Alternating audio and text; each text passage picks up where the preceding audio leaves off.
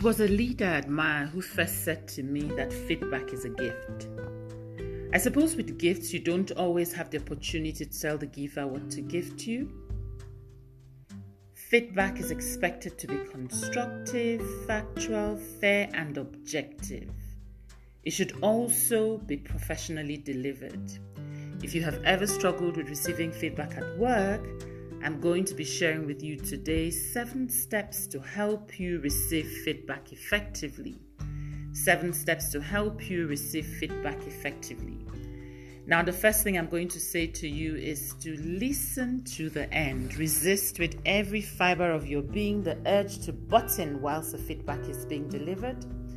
You don't want to risk seeming defensive, and then it feels like you were mainly listening to respond. Number 2, no matter how disturbing that feedback was, I'm going to say that you start with a thank you before you begin responding. Now, this would make you seem open to the feedback. So you can say, thank you for taking your time to provide me with your view on my performance, and then you go right into your feedback if you believe you should provide one. Number 3, ask clarifying questions. Now, this is important to avoid misunderstandings or for you to get a full understanding and to avoid ambiguity. Number 4 is for you to take copious notes. Okay, maybe not copious, but take notes. It allows you to focus on the right points raised and match them with the right responses when you're ready. Number 5 is do something about the feedback. Take some action about the feedback. Number 6 is track the improvements or the actions that you are taking and share them back with the gift giver.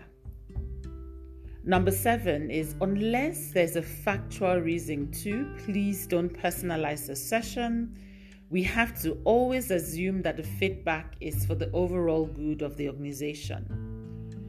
As you never get the best view of yourself, as much as you'd like to think so, I'm going to encourage you to please listening and pick out what is valuable. Remember that one feedback session doesn't define all of you. It is a collection of your behavior, your outputs over time that is really who you are.